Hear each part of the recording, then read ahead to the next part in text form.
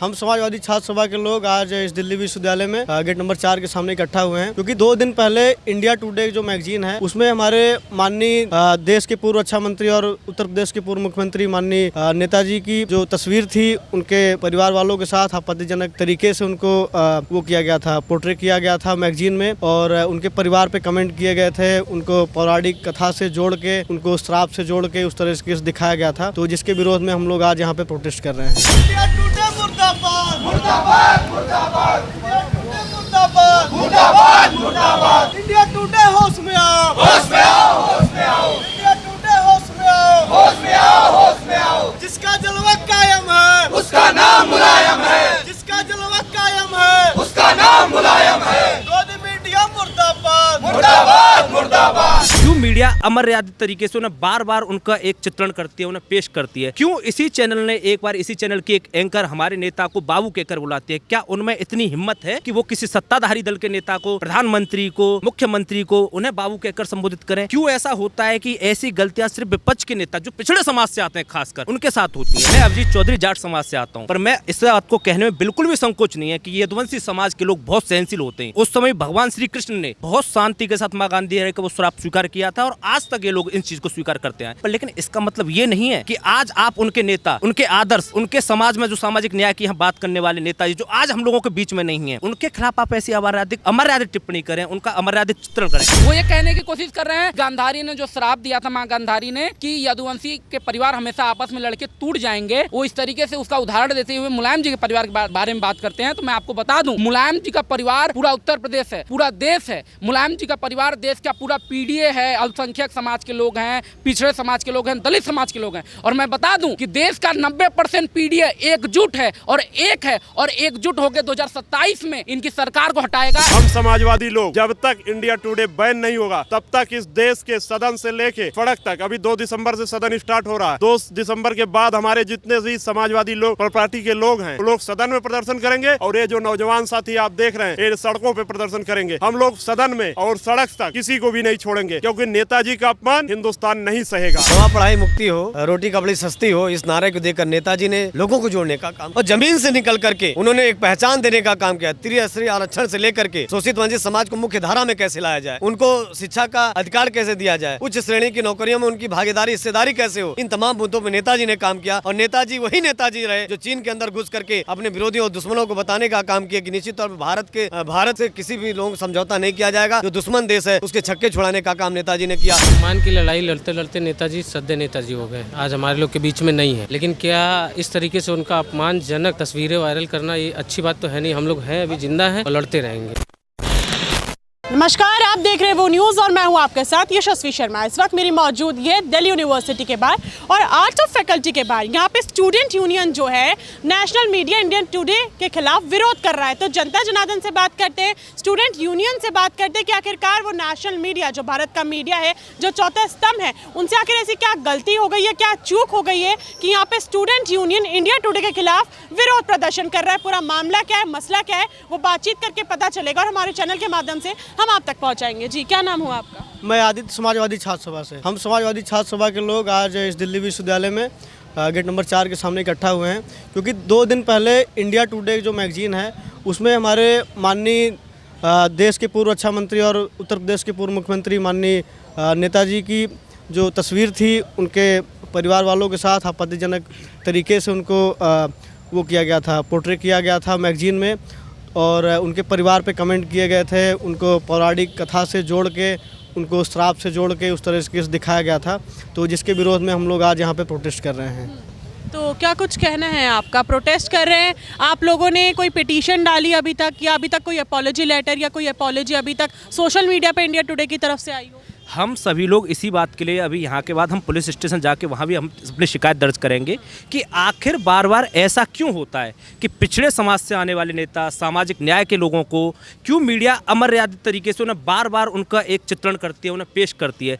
क्यों इसी चैनल ने एक बार इसी चैनल की एक एंकर हमारे नेता को बाबू कहकर बुलाती है? क्या उनमें इतनी हिम्मत है कि वो किसी सत्ताधारी दल के नेता को, प्रधानमंत्री को, मुख्यमंत्री को उन्हें बाबू कहकर संबोधित करें? क्यों ऐसा होता है कि ऐसी गलतियाँ सिर्फ विपक्ष के नेता जो पिछड़े समाज से आते हैं खासकर उनके साथ होती हैं? आखिर मीडिया जिसे लोकतंत्र का चौथा स्तंभ कहा जाता है, आज क्यों ऐसी समय आ गया है कि उसे गोदी मीडिया का खिताब देने लगा है। ये अपने आप को, हमें नहीं, मीडिया को आत्ममंथन करने की जरूरत है, आप लोगों को आत्ममंथन करने की जरूरत है कि आखिर क्यों जो समाज सबसे ज़्यादा भरोसा एक समय मीडिया पर करता था, आज मीडिया पर देखी हुई खबरों को देखने के बाद भी वो बाहर जाके देखता है कि ये सही है या गलत है। ये हमारे लिए शर्म की बात नहीं है, इस शर्म की बात है मीडिया प्रतिष्ठानों के लिए। आप सभी लोगों को इसके खिलाफ आवाज़ उठानी चाहिए, क्योंकि ये आक्रोश करते वो लोग हैं, वरना आप जैसे लोगों को ही पड़ता है। आप मुझे थोड़ा विस्तार में बताएंगे कि क्या किसी मैगजीन पे या फिर इलेक्ट्रॉनिक मीडिया टीवी पे उन्होंने कुछ ऐसा पोर्ट्रे कर दिया, कोई तस्वीर ऐसी वायरल कर दी हो? मुझे थोड़ा विस्तार में बताएं, मैं समझ पाऊँ। इंडिया टुडे की जो मैगजीन आती है उस पर उन्होंने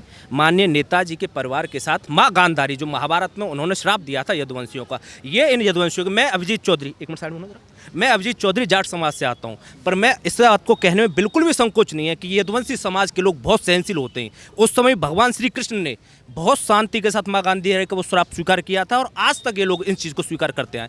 पर लेकिन इसका मतलब ये नहीं है कि आज आप उनके नेता, उनके आदर्श, उनके समाज में जो सामाजिक न्याय की हम बात करने वाले नेताजी जो आज हम लोगों के बीच में नहीं हैं, उनके खिलाफ आप ऐसी अमर्यादित टिप्पणी करें, उनका अमर्यादित चित्रण करें। आखिर क्यों ऐसा हो रहा है? मैं फिर कहूँगा कि पिछड़े नेताओं के साथ ही क्यों ऐसा हो रहा है? क्यों उन्हीं नेताओं को एक जाति विशेष में बांधने की हमेशा एक कोशिश होती है? क्यों उन्हीं नेताओं को एक खास टैग दिया जाता है? कभी लालू प्रसाद यादव जी के लिए ऐसे शब्दों का इस्तेमाल किया जाता है, तो कभी मुलायम सिंह यादव जी के लिए, तो कभी हमारे नेता अखिलेश यादव जी के लिए।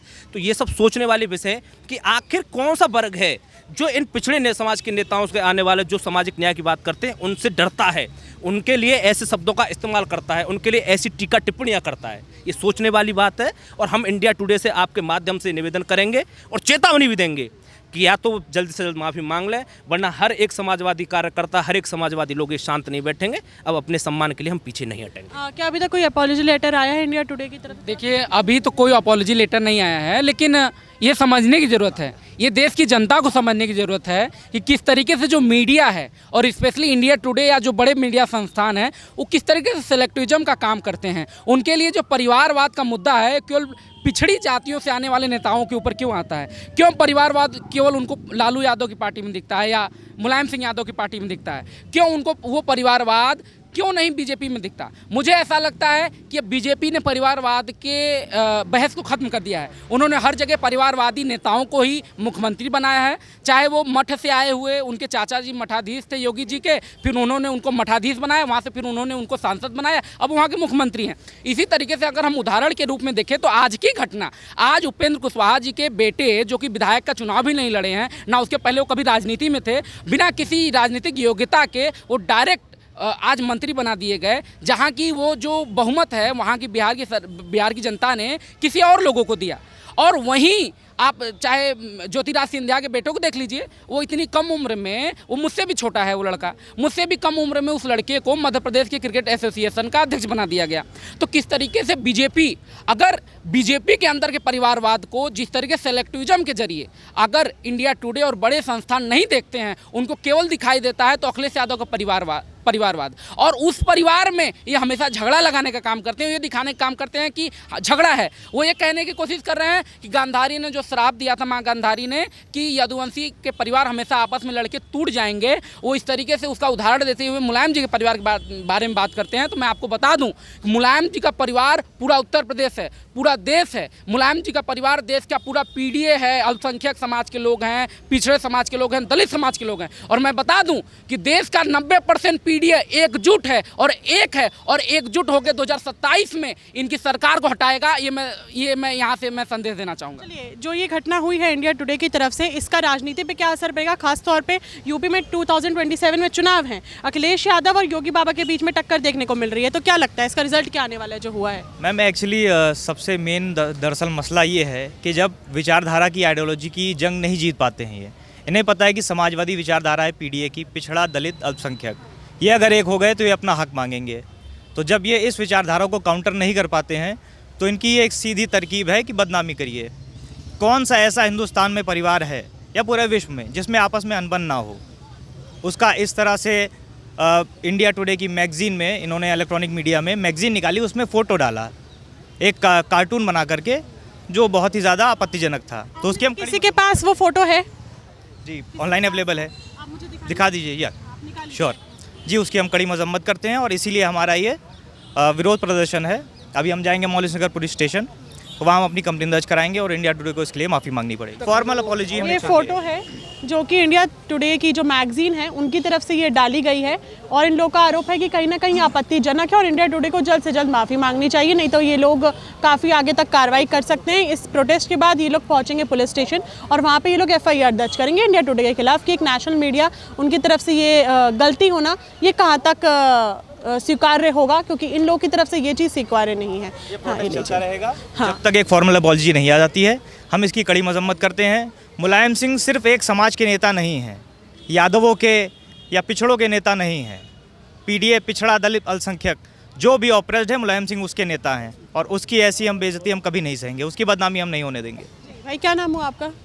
इंजीनियर अभिषेक यादव। निश्चित तौर पर नेताजी देश के बड़े नेता हैं और पिछड़े दलित शोषित वंचित समाज हर वर्ग को और उनको लेकर के इस प्रकार से इंडिया टुडे ने जो टिप्पणी किया है बहुत ही अभद्र है। हम कार्रवाई की मांग करते हैं और इस तरह की जो भी पत्रकारिता है जो नेताजी के सवाल उठाती हैं वो धरती पुत्र का नाम दिया गया और नेताजी सुभाष चंद्र बोस को नेताजी का नाम उन्हें उपाधि दी गई है और नेताजी के साथ जिस प्रकार का कृत्य किया गया ये हम समाजवादी लोग बर्दाश्त नहीं करेंगे। मैं भी छात्र नेता हूं और आज दिल्ली विश्वविद्यालय में इन तमाम साथियों के समर्थन में आंदोलन में शामिल होने आया हूं, क्योंकि इस तरह का कृत्य अगर किसी भी राजनेता के साथ होता है, नेताजी बहुत बड़ी शख्सियत का नाम है, वो देश के रक्षा मंत्री और उत्तर प्रदेश कई बार मुख्यमंत्री रहे, तो हम लोग बर्दाश्त नहीं करेंगे। इसका आंदोलन तब तक चलता रहेगा जब तक उसे कार्रवाई नहीं, वो बैन नहीं होगा।